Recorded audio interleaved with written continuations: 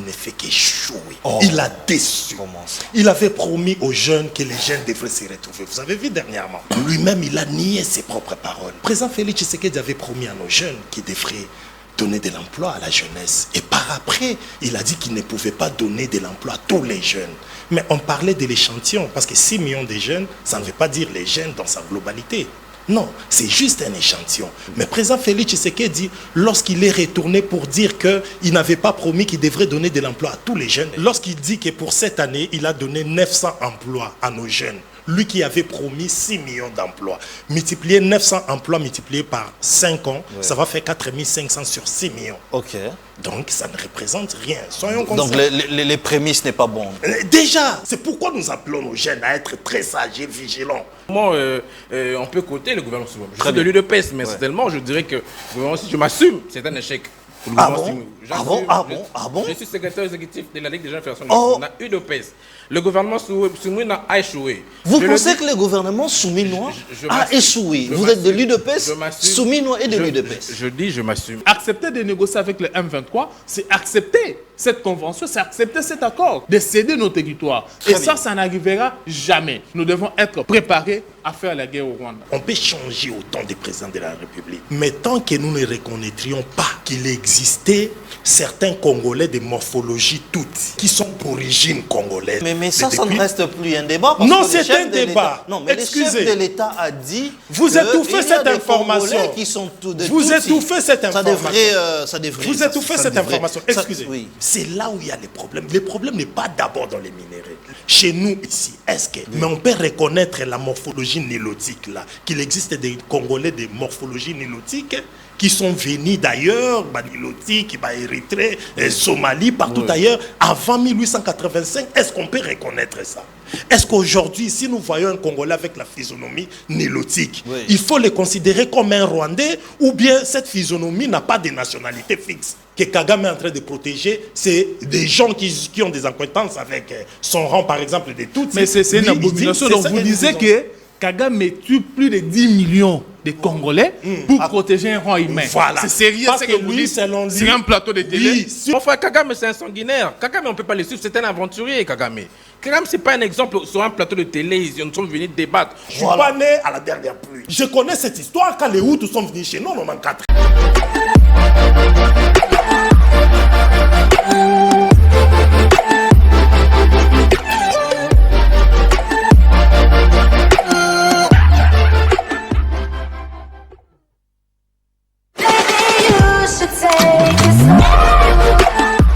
Voilà.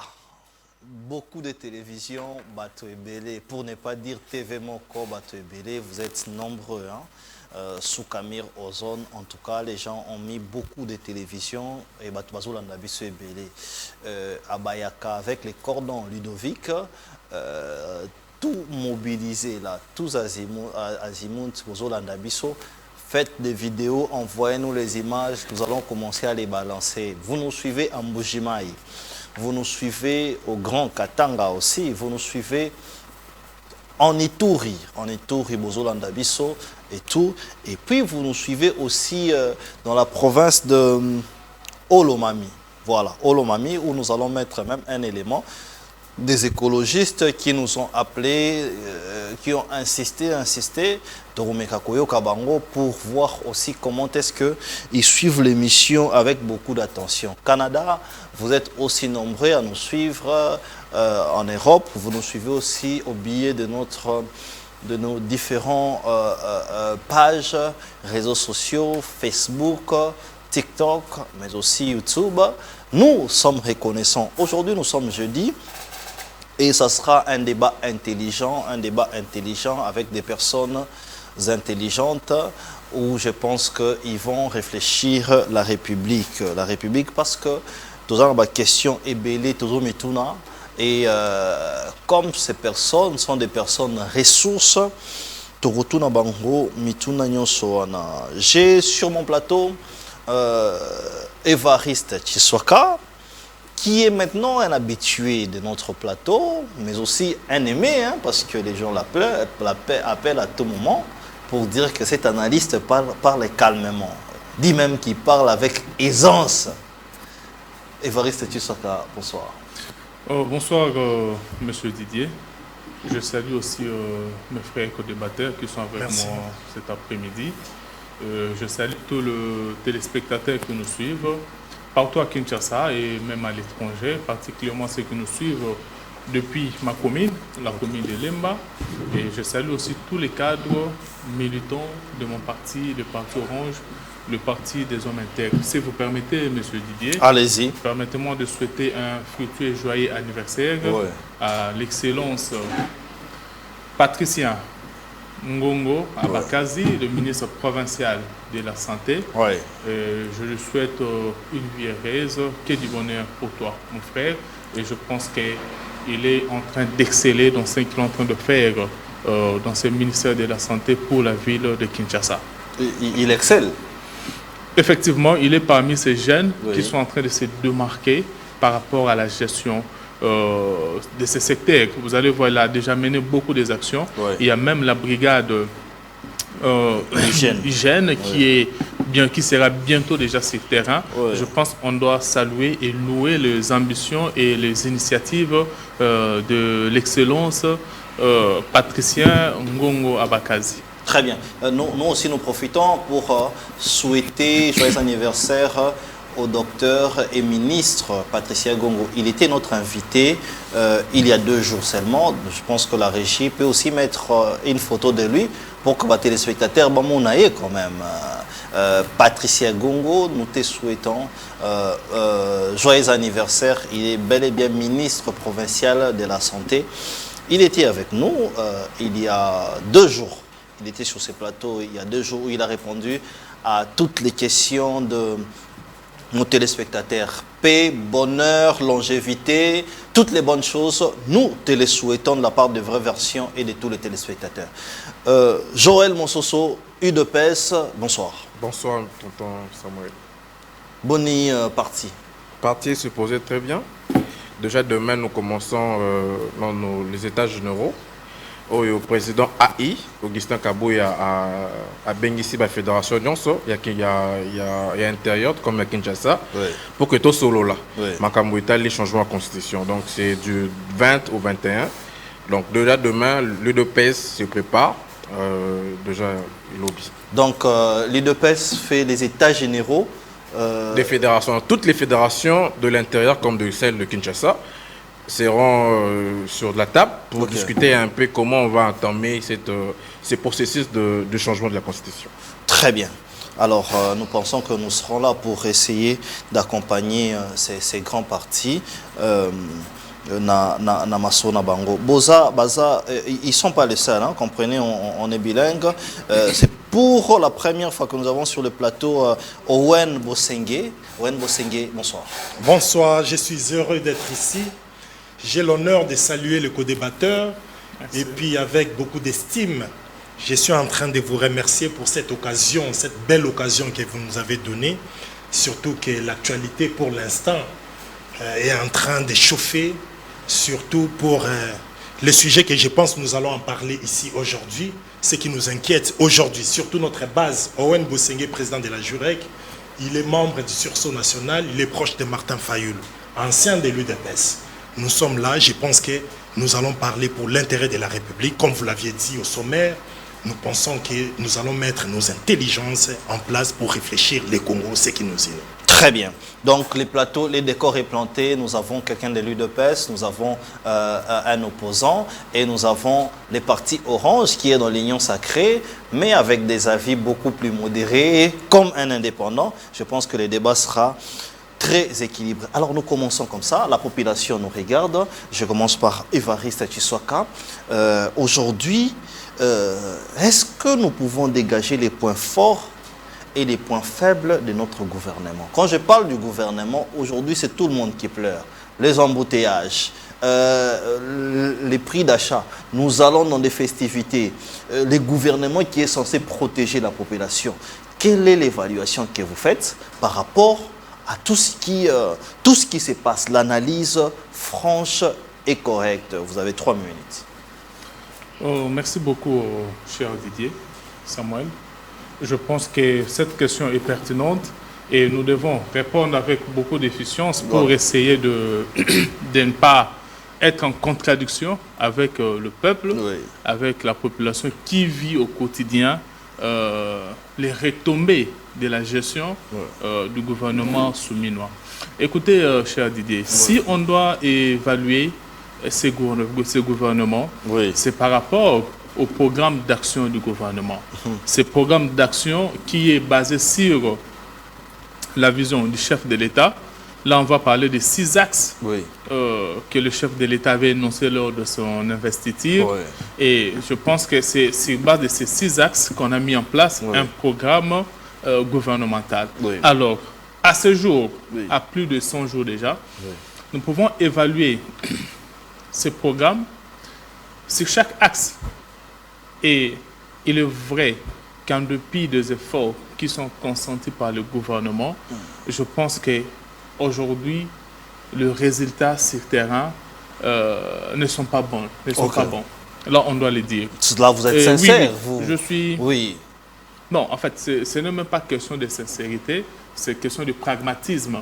C'est question de pragmatisme. On peut le dire aujourd'hui parce que si on doit louer le gouvernement par rapport aux actions menées sur le terrain, on doit voir réellement l'impact de la gestion. On doit voir l'impact de la gouvernance.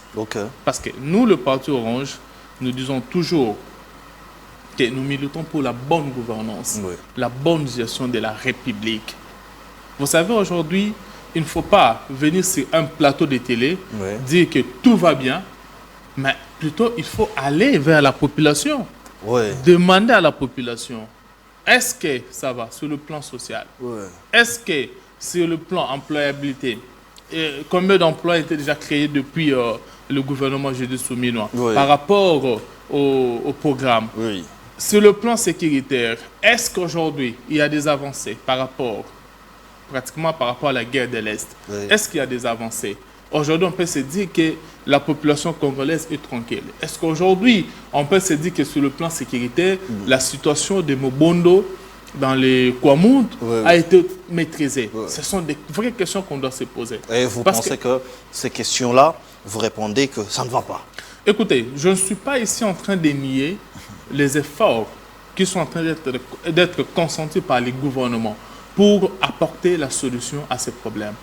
Je ne suis pas en train de nier, mais je dis plutôt en dépit de ces efforts.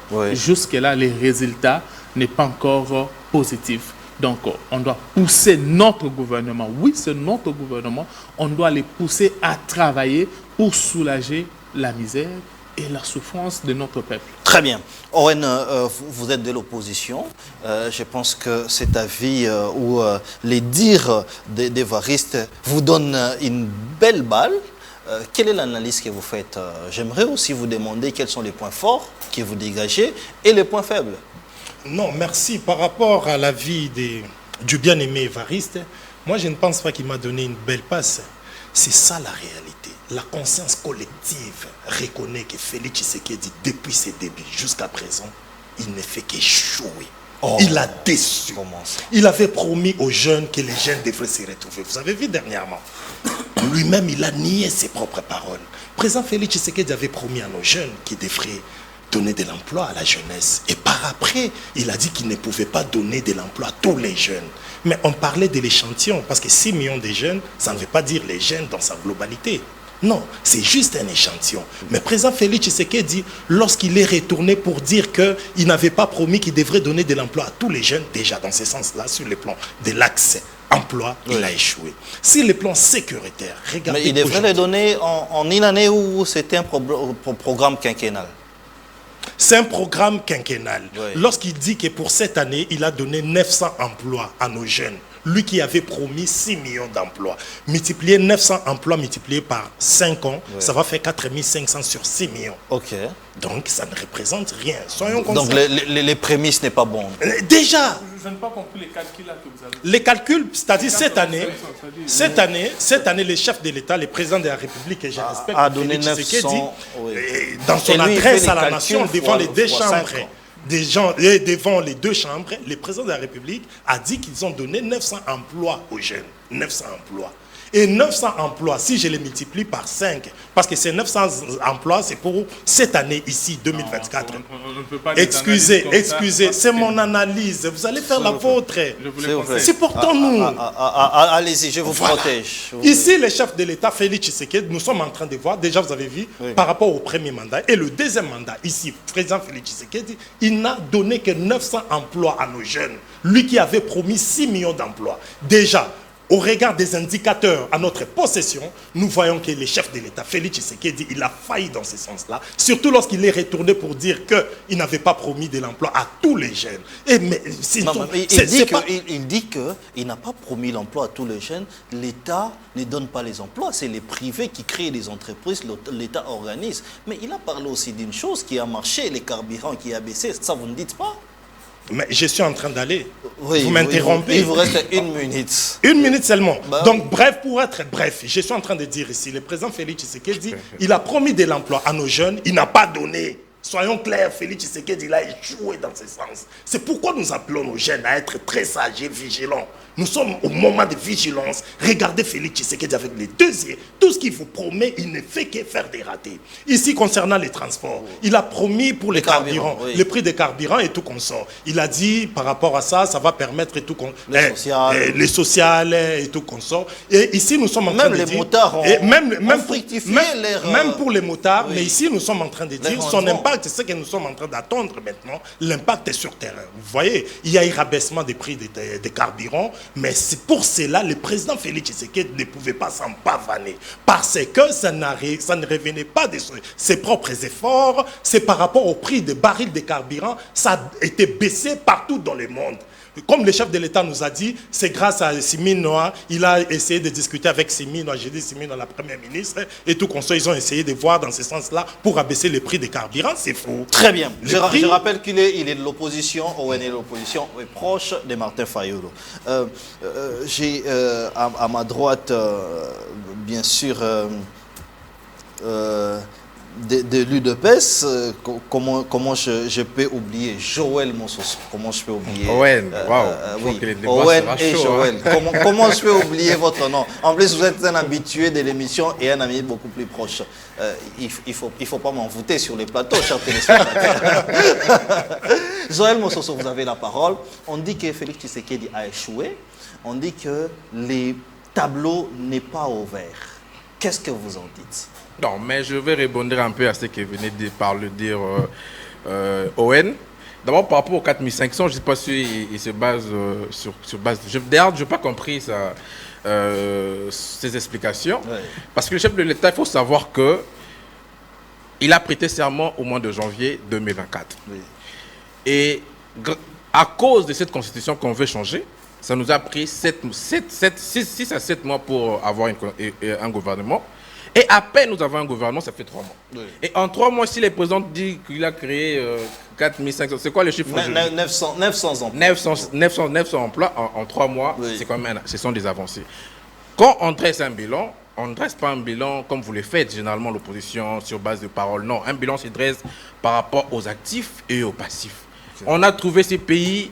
le régime passé, heureusement vous n'êtes pas du PPRD, je pensais que vous êtes du PPRD. Ouais. Kabila a laissé combien d'emplois sur sa table? Il a donné, vous parlez de la jeunesse, pouvez me dire un seul bourgmestre qui avait 30 ans sous Kabila? Parce qu'on peut tout dire, hein, même les postes de responsabilité. Ouais. Nous parlons de la jeunesse, moi je suis de la Ligue des jeunes Fédération de la FONA, je suis secrétaire exécutif. Aujourd'hui, grâce à Félix Tshisekedi, il y a des jeunes, hein, le président de la Ligue des jeunes et PCA de l'OGFREM, un jeune. Sous Kabila, je ne sais pas s'il y avait un jeune PCA, soit ministre. On a des bourgmestres qui ont de 30 ans, une trentaine d'années, comme le commune de Kasavubu, les bourgmestres adjoints de la commune de Limité, Isaac. Ce sont des jeunes qui ont des trentaines d'années. C'est-à-dire que, bref, par rapport à l'employabilité des jeunes, il y a quand même des postes de responsabilité. Ils sont tout simplement jeunes ou ils sont aussi compétents? Ici, ils sont compétents. Allez à l'OGFREM, prenez les renseignements. Non, je parle de bourgmestre. Vous pensez qu'ils sont compétents? De Kasavubu. Oui, qu'est-ce qu'il a fait? Il a pas un grand travail. C'est parmi les meilleurs bourgmestres à Kinshasa. L'assainissement, la commune de Kasavubu n'est pas comparable à aucune commune à Kinshasa. Oui. Par rapport à l'assainissement et le commune de Kasavubu, mon ami et frère Fini Masumbuke de l'UDPS, il est tout le jour sur le terrain et il travaille. Donc mon frère n'est ne nous basons pas par rapport, ne réfléchissons pas par procuration. Tu vois, tu viens avec tes chiffres en tête, tu viens débattre ici directement. Non. La question est simple. Oui. On veut coter le gouvernement Simouina. C'est ça la question. Exactement. Voilà. Les points forts et les points faibles. Soyons focus, restons sur la question. Oui. La question de vouloir comment on peut coter le gouvernement Simouina. Je suis de l'UDPS, mais certainement, je dirais que le gouvernement, si je m'assume, c'est un échec. Ah bon? Je suis secrétaire exécutif de la Ligue des jeunes fédérations. On a UDPS. Le gouvernement Simouina a échoué. Vous pensez que le gouvernement souminois a échoué? Vous êtes de l'UDPS, souminois et de l'UDPS. Je dis, je m'assume. Okay. Pourquoi? Parce qu'il y a deux ou trois ministres qui essayent de travailler. Je peux citer les ministres de Finances, Doudou Fomeke de l'UDPS, grâce quand même à sa politique de la gestion rigoureuse de nos finances publiques. Il y a la stabilité du taux d'échange. Quand même, ça va. Le ministre de la Santé, Dr Kamba, grâce quand même au programme du chef de l'État sur la gratuité de la maternité, il dit qu'on n'a pas des millions. La gratuité, il y a, je t'informe, tu peux vérifier, plus de 1 300 000 femmes ont bénéficié de ce programme. Donc il y a 1 300 000 femmes, c'est pas moi, c'est l'OMS qui a donné ce chiffre. Oui, mais ça ne représente rien lorsque vous dites que... S'il vous plaît, lorsque vous dites que le gouvernement a échoué, ça ne représente rien. Non, mais la population acclame. Vous n'aurez pas de sanctions dans votre parti. Non, je m'assume. Le gouvernement a 54 ministres. Hein, 54 membres du gouvernement. Il y a quelques... peut-être moins de 10%. Non. Quand on veut calculer, on fait la sommation. C'est sur peut-être 30 ministères, il n'y a que 5 ministères qui essaient de travailler. Vous voulez que je dise ici que c'est une réussite? Non. Donc nous assumons que... Le président de la République a promis de remanier d'ici janvier 2025. Nous attendons ce remaniement. Et pour les premiers ministres, la première ministre a promis de... Ça reste des promesses, c'est ce qui va réaliser d'évaluer ce gouvernement. Mais ça aussi, c'est une promesse où elle ne fait jamais. Il y a des membres du gouvernement qui font absolument rien. Très bien. Il faut aller à la cité pour voir comment on vilipende le nom du chef de l'État. Nous sommes du parti, on ne peut pas accepter cela. D'où il faut qu'on puisse remanier ce gouvernement. Très bien. Alors nous sommes d'accord, le gouvernement souminois a échoué. Selon Joël Moussoso, membre de l'UDPS, selon ON, membre de l'opposition proche de Martin Fayoulou, et selon aussi Évariste Tshisekedi qui est d'Orange. Nous actons pour cela. Tripartite Luanda, quelle est la vraie version qu'il faudrait aujourd'hui retenir? Est-ce que c'était un échec? La diplomatie a échoué, comme vous le dites, nous partons dans le même sens, ou c'était un point diplomatique? Je commence par vous, Évariste Tshisekedi. Merci beaucoup, cher Joël. Je pense que sur ce plateau, j'ai compris que nous sommes tous jeunes et nous devons militer pour le bien-être de notre peuple et pour l'avenir de notre pays. Vous dites toute la même parole, hein? Ça m'étonne quand même, bien que vous avez des clivages politiques qui sont différents. En dépit de ce qui peut nous diviser, mais nous avons un bien en commun. C'est le Congo. Vous savez, sans le Congo, l'opposition n'existerait pas.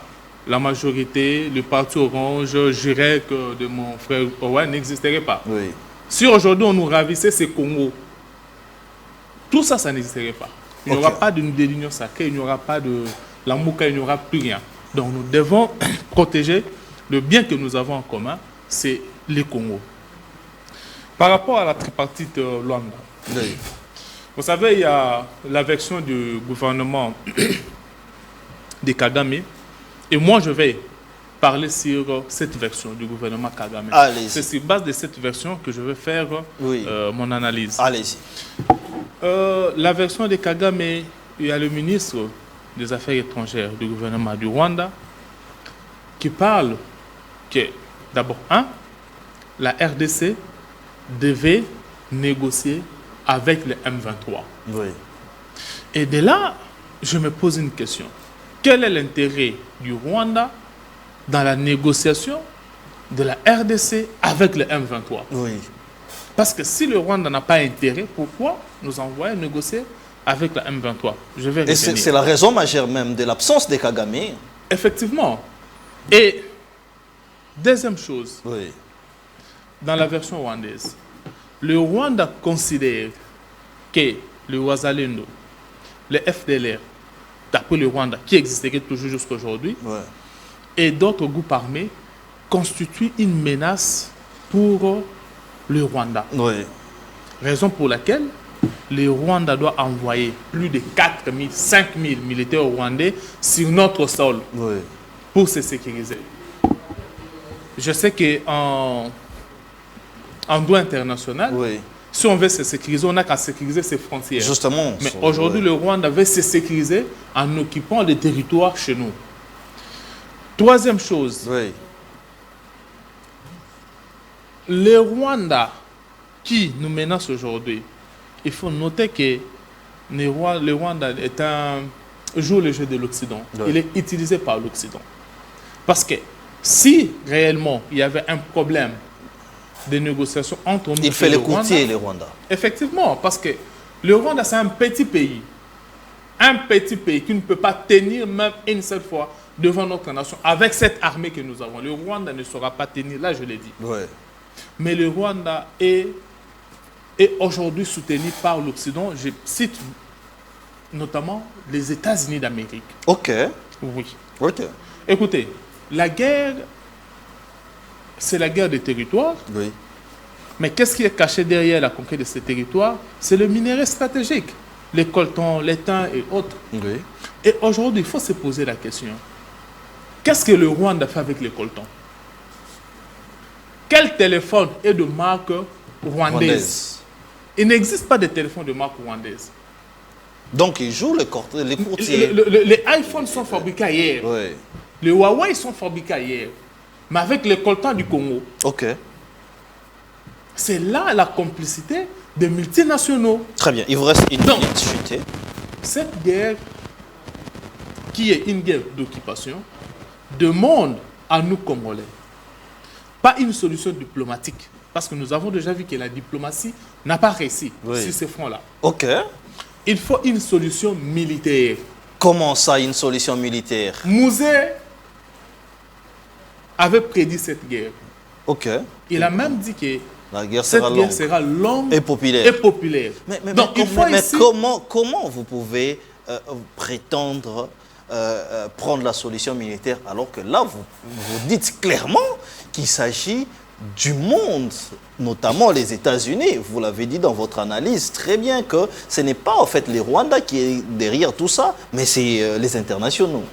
Effectivement, vous savez, je vais vous rappeler que dans l'histoire de l'Afrique, l'Occident a perdu plusieurs guerres en Afrique. Ah bon? Je vous l'ai dit. Donc vous pensez que nous pouvons gagner cette guerre? Je vais vous citer le Mali. Je vais vous citer Burkina Faso. Je vais vous citer l'Éthiopie.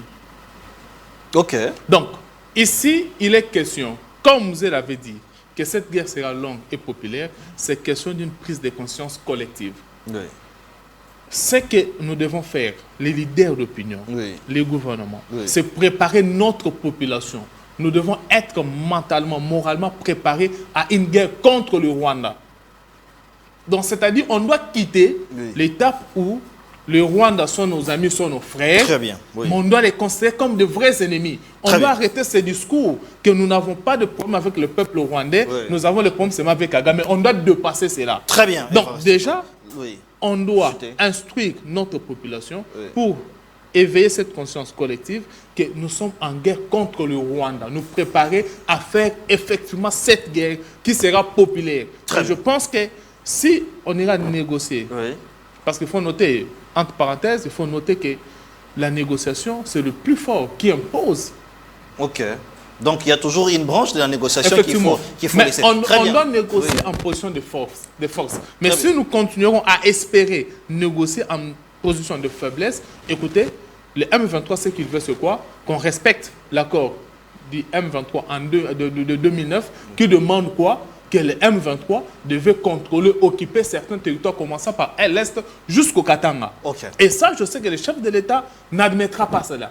Parce que accepter de négocier avec le M23, c'est accepter cette convention, c'est accepter cet accord, de céder nos territoires. Ça n'arrivera jamais. Et comme ça n'arrivera jamais, nous devons être préparés à faire la guerre au Rwanda. Très bien, je donne la parole maintenant à Owen Mososo.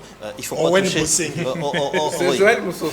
Voilà. Owen Bosengue. Owen, mon il frère. faut pas toucher le micro. Il faut pas toucher le micro parce que le micro a une grande sensibilité.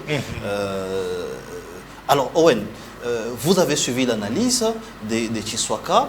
Est-ce que nous pouvons dire que la diplomatie a échoué? Si oui ou sinon, que devrait faire maintenant la RDC face à la réalité?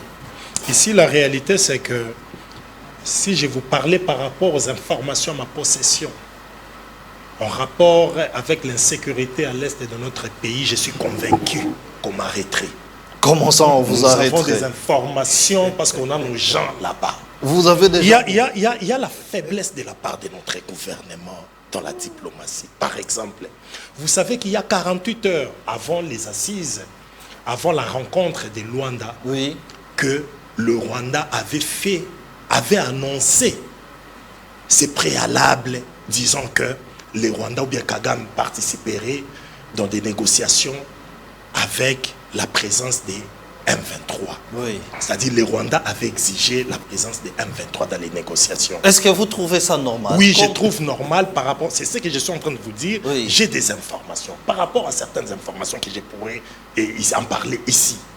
Il y a un sérieux problème. Tabombe, qui en son temps avait dit qu'il y avait un conflit communautaire dans l'Est de la République démocratique du Congo. On peut changer autant des présidents de la République. Oui. Mais tant que nous ne reconnaîtrions pas qu'il existait certains Congolais de morphologie toute, oui, mais qui sont d'origine congolaise, mais ils sont peut-être l'air, je ne sais pas, oui, avant les découpages, avant 1885 avec Léopold II, oui, ils existaient par exemple dans des montagnes là à l'est de la République démocratique du Congo, oui, et on est arrivé à l'indépendance en 60, ils étaient toujours là avec leurs ancêtres. mais ça ne reste plus un débat. Parce non, que c'est un débat. Non, mais excusez. le chef de l'État a dit... Vous étouffez cette information.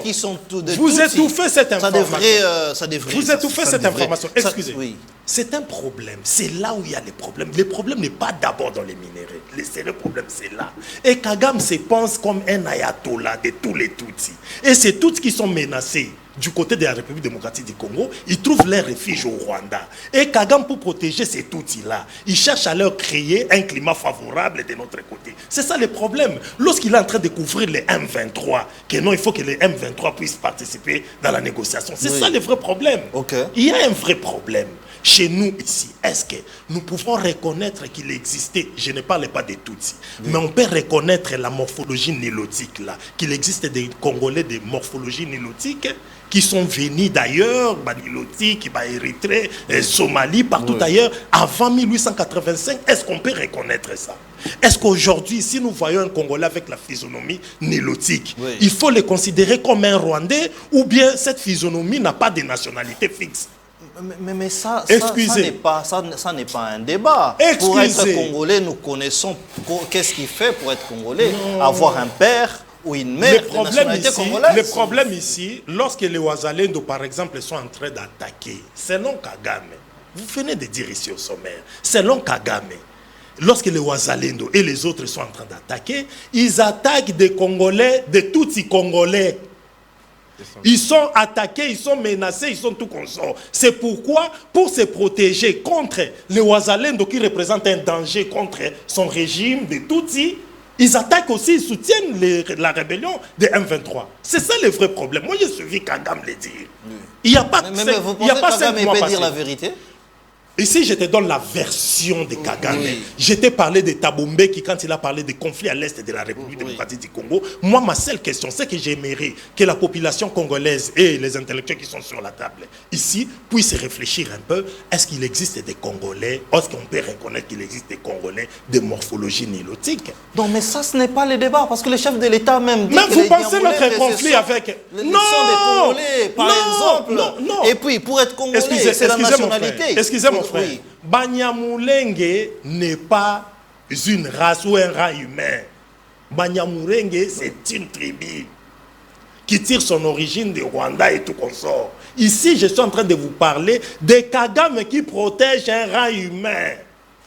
Et tous ces origines, c'est-à-dire ces gens-là qui sont identifiés du même rang humain avec Kagame, chez nous, qui se sentent en insécurité, c'est eux qui prennent des armes contre la République démocratique du Congo et soutenus par Kagame, en utilisant certains naïfs congolais. C'est ça le vrai problème. Donc, ils ne sont pas congolais. Ce ne sont pas congolais. Ils utilisent des naïfs congolais selon vous. Mais là, moi, je n'ai pas dit ce que vous dites. Peut-être nous ne voulons pas entrer dans les fonds. Justement, vous nous amenez... Évariste a dit que les problèmes, c'est les minerais.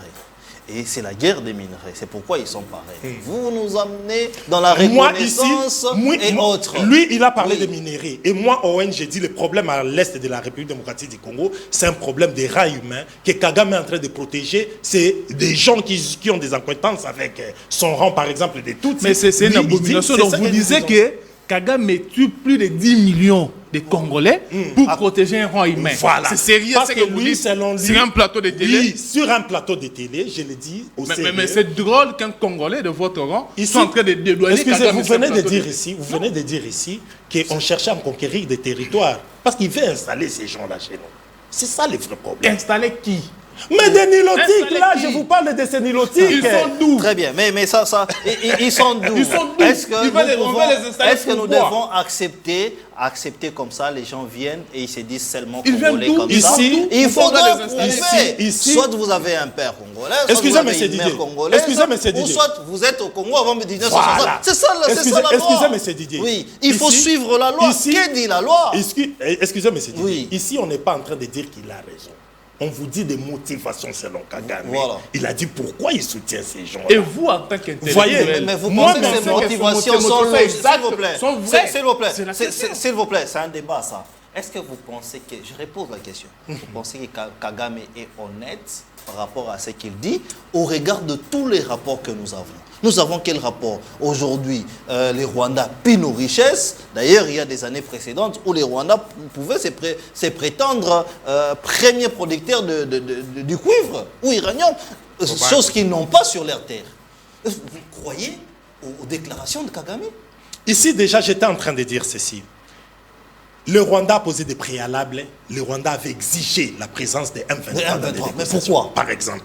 Et notre gouvernement, dans les services de renseignement, je dirais dans la diplomatie, je ne sais pas si on a fait semblant ou on savait bien que Kagame avait exigé, avant de participer, d'exiger d'abord la présence des M23. Et nous sommes allés, on a dépensé de l'argent pour ça, et nous sommes allés, on a fait semblant d'être... Non, ça fait partie des préalables, non? Mais non. Avant la rencontre, mais comment il peut exiger avant que je parle avec vous? Nous, si on pouvait exiger quelque chose, c'est comme ça que ça se passe dans la diplomatie. Tu as fait le journalisme politique comme moi. C'est comme ça que ça se passe. La parole doit tourner. La parole doit tourner. La parole doit tourner. À l'introduction, j'ai aimé, tu t'es un peu... Non, déception, comment? Essayez de... quand même, parce qu'en vous lisant, c'est comme ne nous appelez si pas. tu étais dédonné Kagame. Non, c'est pas dans ce sens-là. Vous avez aussi la parole. S'il vous plaît, vous avez aussi la parole. En fait, moi, j'aime souvent rester dans le débat. Attendez que je vous relance, s'il vous plaît. Ok. Est-ce que les chefs de l'État savaient qu'il y avait des réclamations ou soit des préalables qu'il a juste refusé de répondre et il s'est présenté sachant que Kagame n'allait pas venir? Très bonne question. Votre question est complexe. Mais je veux un peu exprimer un peu mon regret face à un compatriote intelligent comme Owen. Mon frère Kagame, c'est un sanguinaire. Kagame, on ne peut pas le suivre. C'est un aventurier, Kagame. Kagame, ce n'est pas un exemple sur un plateau de télé. Nous sommes venus débattre. Vous êtes jeunes comme moi.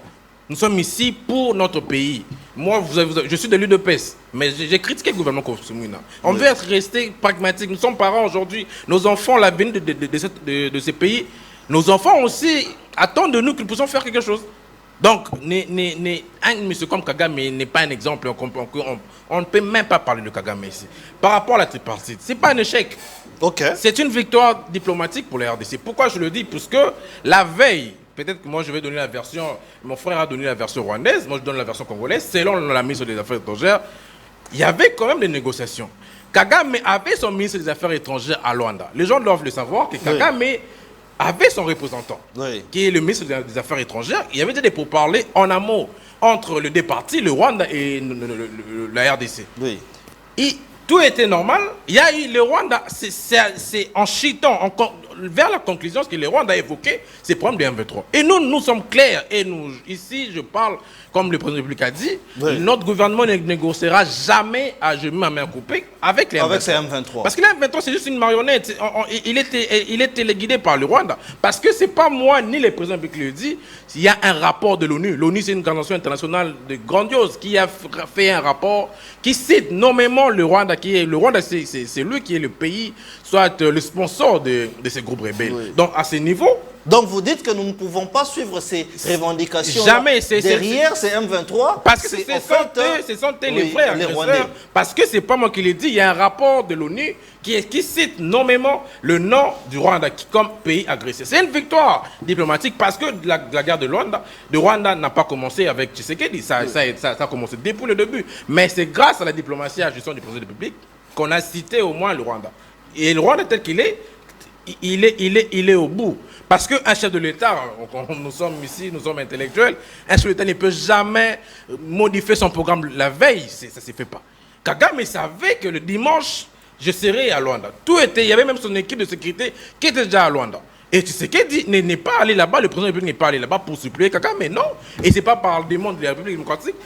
Donc Kagame a été contraint aussi par ses alliés qui sont les M23. Oui, parce que le président angolais, que je félicite, il veut quand même mener cette médiation jusqu'à la fin. Les gens doivent savoir que la médiation de Luanda n'a pas débuté que dimanche passé. Ça date de plus d'un an. Et le Rwanda était sur table de négociation avec les RDC. Et nous sommes clairs, nous n'allons jamais tergiverser.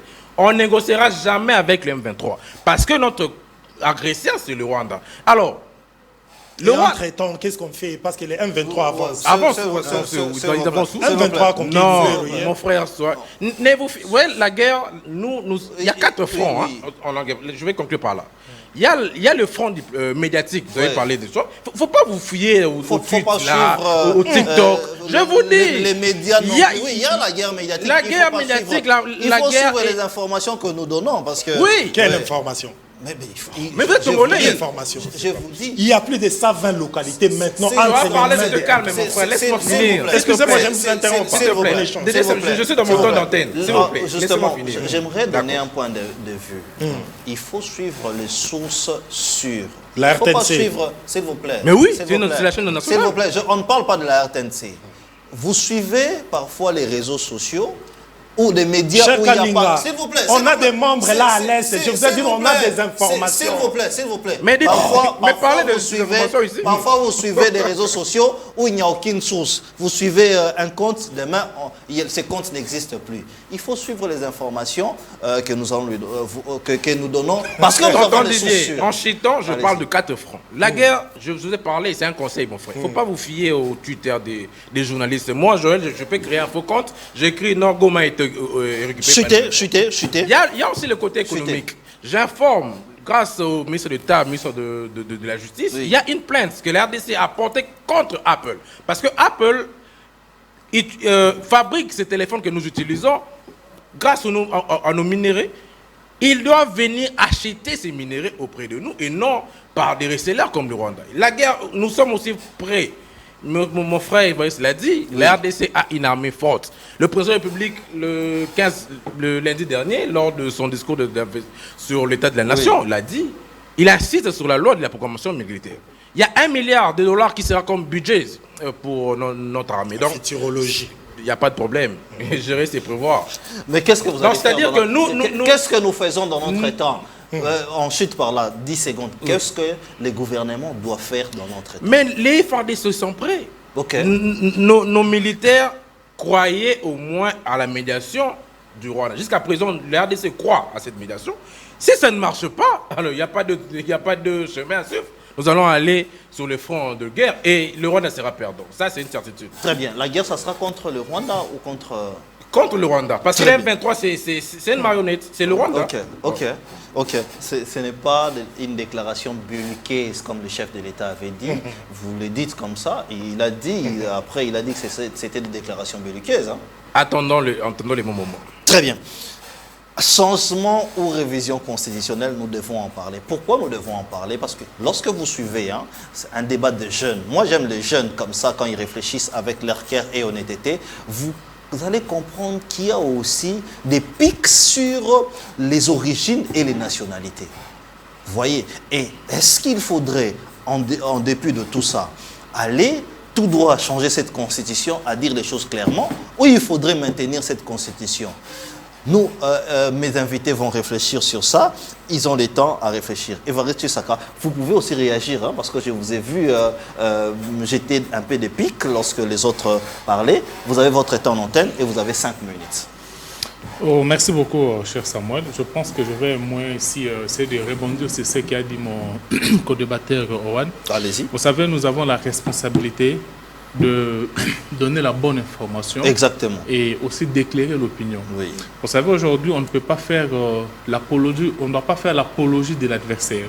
On ne doit pas se comporter comme un supplétif du M23, mais en liberté à Kinshasa. Parce que quand on fait l'apologie de Kagame, c'est comme si nous soutenons ce que Kagame dit. Exactement. Mon frère, son problème, c'est qu'il a cru de manière brute à tout ce qui s'est dit à Kigali. Oui. Ce n'est pas sa faute, c'est une information qu'il a, il a crié à cela. Oui. Mais je pense que vous devez mieux vous informer et vous devez élaguer cela de votre réflexion. Très bien. Cette réflexion que Kagame est en train de protéger un groupe soi-disant minoritaire ou est en train de protéger un groupe sur notre sol, c'est un alibi. Il ne faut pas croire à cela.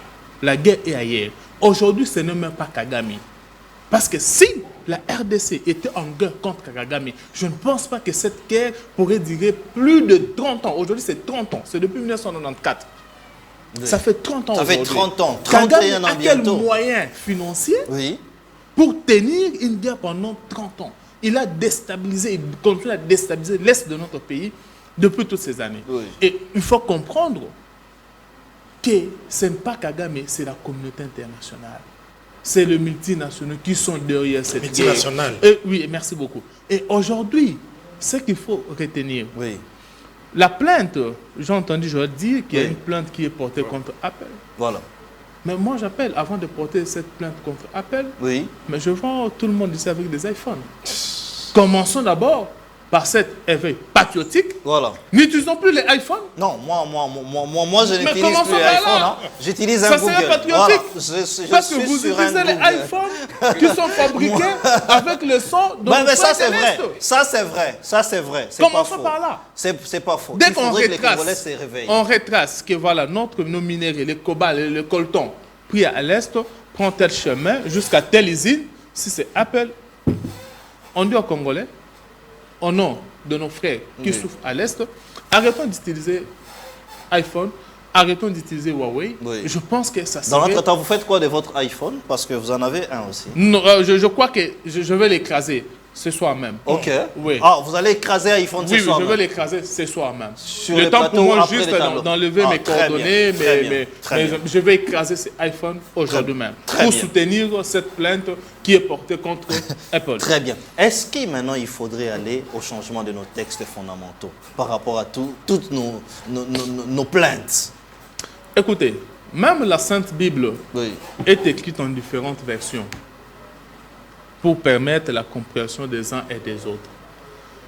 La Constitution qui est une œuvre humaine, il est évident que cette Constitution a été écrite sous certaines circonstances.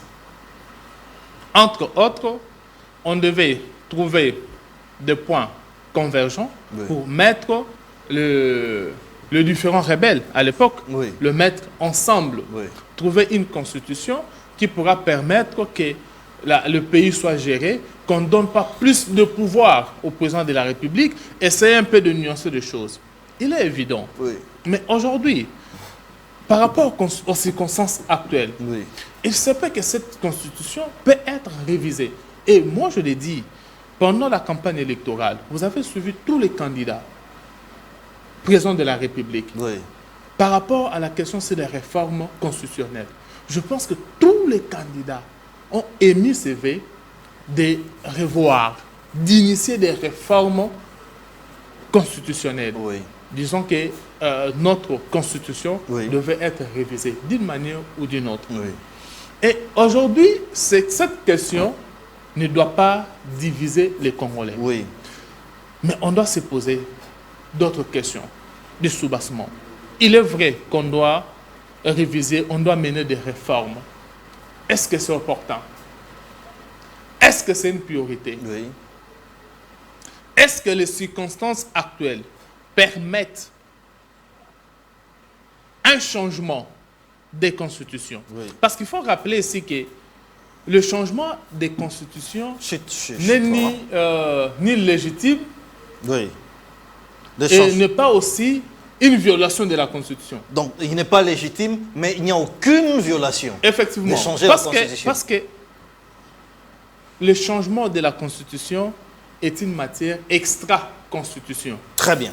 Extra-Constitution, pourquoi? Parce que ce n'est pas dans la Constitution. On ne parle pas du changement dans la Constitution. On ne parle aussi pas... On n'est pas le aussi de l'interdiction du changement. Du changement dans... C'est pourquoi j'ai dit Très cette bien. matière est extra-constitutionnelle, Très bien. mais ça demande, ce que moi je dis le préalable, c'est la cohésion nationale. Très Il bien. s'agit de l'âme de tout un peuple. Très bien. Owen, je vous donne la parole, mais il faudrait tenir compte de tout ce qui s'est dit ici, qui est Kagame, sur base de ce que vous 5 dites là. minutes. Oui, justement, il faudrait tenir compte que c'est un manipulateur, Kagame, un sanguinaire. trompeur, un sanguinaire, parce que tout ce qui s'est dit même sur le Rwanda, lorsque vous êtes à Goma, vous voyez et vous remarquez très bien que ces messieurs-là, ils construisent sa nation sur base du mensonge.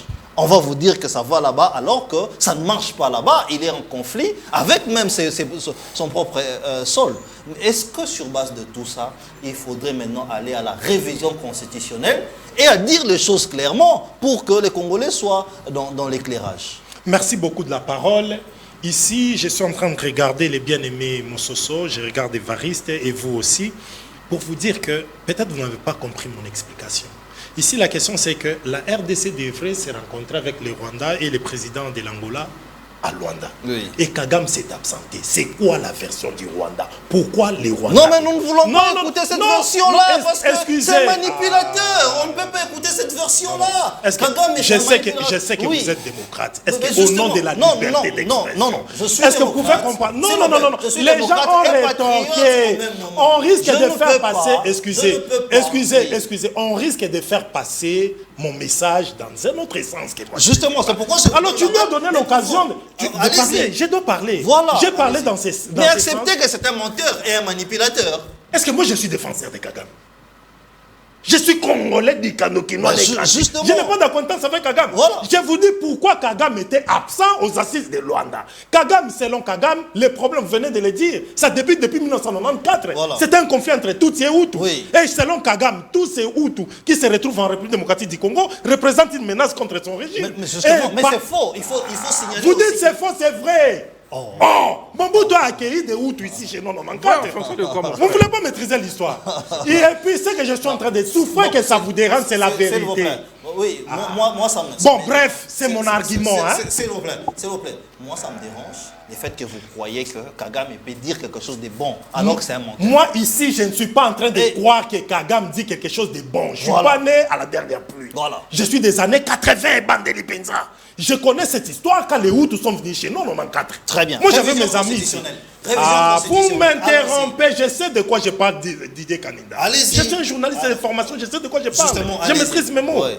Alors laissez-moi parler. Et par rapport à l'histoire, je retrace seulement que selon Kagame, son conflit, il protège son rang humain, se retrouvant en République démocratique du Congo. C'est pourquoi il a exigé la présence des M23, par exemple. C'est dans ce sens-là que j'étais en train de dire. Pour trouver des solutions aux questions de l'Est, essayons d'y réfléchir peut-être dans une émission élaborée. Et ici, par rapport à la Constitution, le changement de la Constitution, ce que notre population doit retenir aujourd'hui, c'est que les ambitions de Félix Tshisekedi sont devenues plus grandes que la Constitution, dépassent maintenant la Constitution. Il veut élargir la Constitution pour que ça convienne à ses sentiments, à ses soucis, à ses ambitions, à ses projets. Et lorsque vous avez des ambitions qui dépassent la Constitution, vous allez commencer à marcher pas à pas en violation de la Constitution. Et maintenant, pour ne pas être en violation de avec la Constitution, le président Félix Tshisekedi, il est en train de souhaiter que l'on puisse toucher à la Constitution pour que ça se conforme à ses ambitions. C'est comme ça le président de la République, Félix Tshisekedi. Ici, la vraie motivation qui pousse le président Félix Tshisekedi à lancer ces débats du changement de la Constitution, bien que à Kisangani, il en avait parlé, il a parlé du changement de la Constitution, à Kalemi, à Lubumbashi, mais dans son adresse solennelle face à la nation, il n'a pas fait allusion au changement de la Constitution, mais il a parlé si on pouvait faire quelques réformes constitutionnelles. Oui. Et ici, il est en train de jouer au stop and go, Tindika Chakal. Les gens ont déjà compris que le président Félix Tshisekedi, son seul souci est qu'il a vu les 5 ans ici à très bientôt, parce que l'année prochaine, c'est déjà 2025, 2026, 2027, 2028, il y aura les élections. Oui. Il devrait partir conformément aux limites constitutionnelles. Et le président Félix Tshisekedi est en train de penser comment il peut encore traîner plus longtemps que les limites de la Constitution. C'est ça la seule motivation. Et ici, nous sommes en train de dire ceci. Nous sommes en train de dire ici, nous appelons à notre population à la conscience de comprendre que la Constitution, c'est un contrat social. Nous nous sommes convenus à marcher ou à diriger ces pays par rapport à ces contrats sociaux. Si nous pensons, si nous estimons qu'il y a certaines dispositions qu'on devrait toucher ou réviser, il faut voir maintenant la motivation, l'intentionnalité. Les changements de la Constitution. La révision. Ici, je parle de la révision. Justement, mais je vous pose la question par rapport à ce qui est dit ici. Est-ce que vous pensez que les changements de cette Constitution est une violation de la loi? Moi, je ne suis pas dans les changements de cette constitution. À ce que je sache, je sais seulement que... parle clairement moi, je sais seulement que si on réussit à changer la constitution, on va passer à une autre république. Très bien. Merci. Et les gens, vous m'interrompez. Mais vous êtes journaliste de votre temps. Ouais. Mais la question est posée maintenant, la première phrase de la réponse. Justement. Non, j'ai parlé d'autre chose et puis il a posé la question. C'est pourquoi nous sommes en train de dire ici, si nous passons... Oui, il n'y a pas de problème. S'il vous plaît, la parole doit tourner. Joël Mossoso, vous avez la parole. Vous avez aussi 5 minutes. D'accord, merci. Je vais faire un cadrage technique à Owen, mon frère. Si tu veux un débat sur les bilans de notre régime, en tout cas, je lance un appel, si vous pouvez me mettre en débat. Vous échouez attends, non, on parlait du gouvernement Simino, qui a que 3 ans, qui a que 3 mois plus tôt. Ouais. Tu vois, vous avez parlé du sein de notre premier mandat qui est les 5 ans. Je te dis, on a un bilan. Si tu veux qu'on fasse un débat républicain sur le bilan du chef de l'État du premier mandat, M. Samuel peut nous inviter et je te dis, je viendrai avec chiffre à l'appui. On a un bilan qui est extrêmement positif. La preuve, on a obtenu 73% de suffrage du chef de l'État.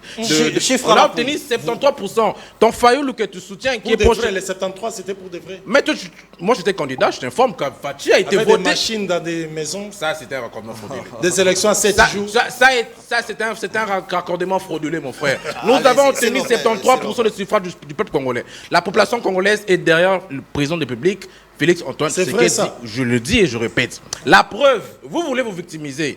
Nous, on va changer, on ne parle même pas de la révision, on va changer cette constitution. Ça ne marchera pas. Il n'y a pas de problème, on verra. Ça ne marchera pas. Laissez-moi le temps. Vous avez parlé, je te calme. Pourquoi on doit changer? Mais ce qu'il dit, c'est grave. Okay. Il y a 450 ethnies en RDC. Oui. Il n'y a pas d'ethnie minoritaire ni majoritaire. Je vais lire l'article 151 rapidement. Allez-y. C'est grave. Nous devons changer. Peut changer la constitution. Bon, l'article 51 dit ceci. L'État a le devoir d'assurer et de promouvoir la coexistence pacifique et harmonieuse de tous les groupes ethniques du pays. Ça, c'est clair. Il assure également la protection et la promotion de groupes vulnérables et de toutes les minorités.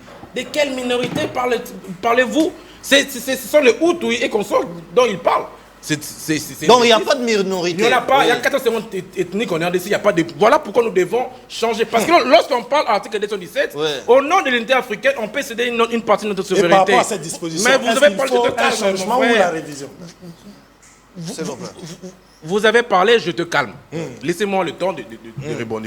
Nous allons changer cette constitution. L'UDPS, le parti présidentiel, nous avons opté. Vous allez changer comment? Par force? Non, c'est pas par force. Oui. Le peuple est souverain. On peut interroger le peuple.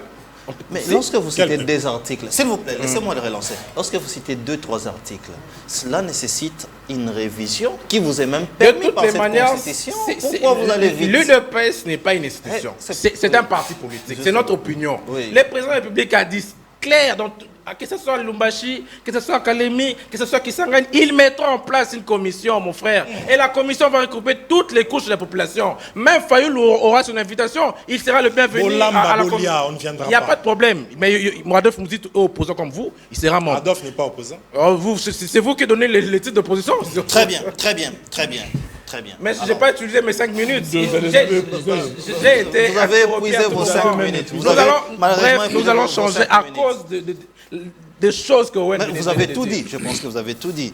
Nous comprenons que vous voulez changer la Constitution. Alors c'est un débat où je vous réinvite. On va réorganiser ces débats parce qu'il y a beaucoup à dire. Sur les bilans, surtout pour les bilans. Parce que sur les bilans et sur le gouvernement soumis, parce que les membres du gouvernement sont en train de m'écrire pour me dire qu'il y a des actions que vous ne maîtrisez pas. Alors je pense que nous allons en parler dans un autre jour. En même temps, il faudrait suivre cet élément où nous allons nous séparer avec entrepreneur écologiste Kabonde Dikanda Salomon, depuis la ville de Kamina, province de Lomami.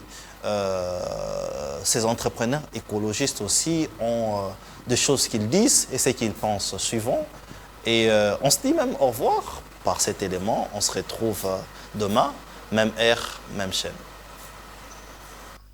Nous, entrepreneurs écologistes et congolais, avons lancé le 5 décembre la campagne nationale de pouvoir récolter des signatures afin de la révision des articles 34 et 54 conformément à l'article 218 de notre Constitution. Donc, la pétition, afin que ces articles précités soient révisés pour 4 raisons majeures aujourd'hui. D'abord, la première des raisons, c'est de faire en sorte que nous, entrepreneurs écologistes congolais, voulons que l'année 2025 soit réalisé le plan RDC, pays solution à résilience climatique et champion en entrepreneuriat écologique. Pour réaliser ce plan, cela demande à ce que notre constitution soit révisée dans les articles précités.